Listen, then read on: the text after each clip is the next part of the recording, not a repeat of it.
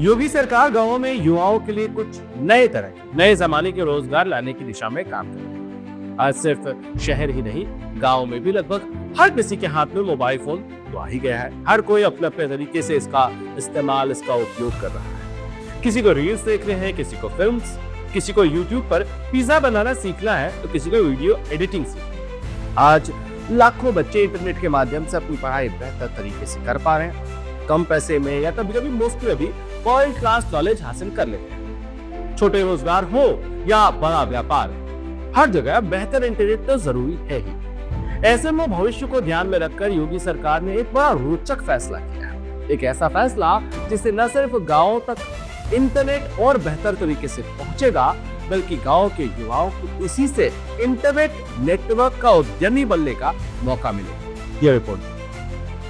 UP की मजबूत अर्थव्यवस्था अब सिर्फ शहरों में नहीं, गांवों में भी आकार ले रही है, और इस बदलाव की धारा को तेज करने के लिए उत्तर प्रदेश में शुरू हुआ है एक बड़ा digital mission, project Ganga.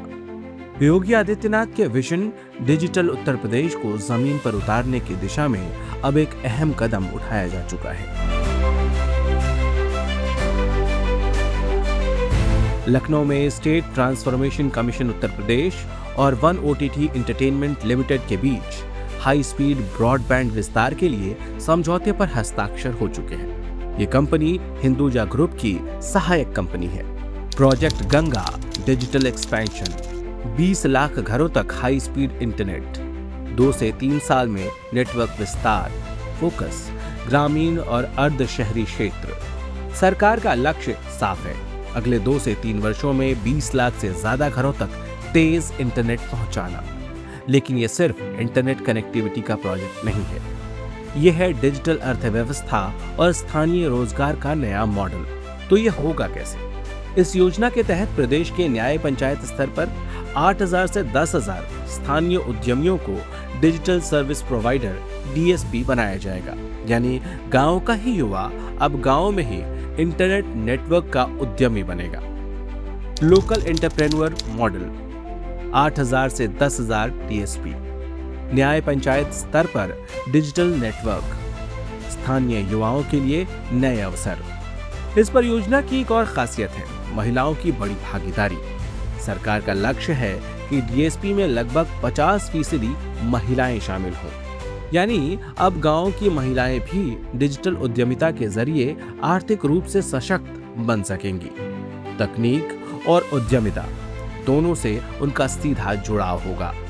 Support system, training, वित्तीय सहायता, नेटवर्क इंफ्रास्ट्रक्चर, आधुनिक टेक्नोलॉजी।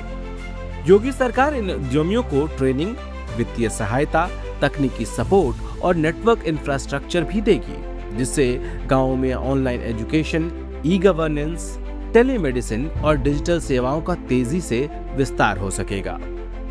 सरल शब्दों में कहें तो प्रोजेक्ट गंगा सिर्फ इंटरनेट नहीं, यह है गांव में डिजिटल विकास की नई धारा, और ये दिखाता है कि योगी आदित्यनाथ का डिजिटल और आत्मनिर्भर उत्तर प्रदेश का विजन योगी मॉडल के तहत अब तेजी से जमीन पर आकार ले रहा है।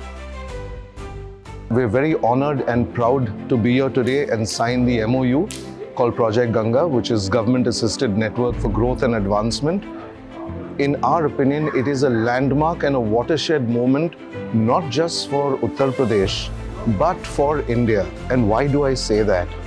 Uttar Pradesh has taken the lead, focusing on development of not just the cities and the towns, but on underdeveloped, underserved, underconnected areas as well. This entire project is expected to connect nearly 20 lakh homes with high-speed broadband and create 8 to 10,000 digital entrepreneurs or digital service providers, who in turn will create an economy for at least 1 more lakh of a digital ecosystem. सरकारी सेवाओं की पहुंच बढ़ाना, digital health care और digital शिक्षा को मजबूत करना, और उत्तर प्रदेश के जितने सारे एंटरप्राइजेस है, कंपनीज है, उनको भी हाई स्पीड कनेक्टिविटी से जोड़ना। These are the objectives of Project Ganga.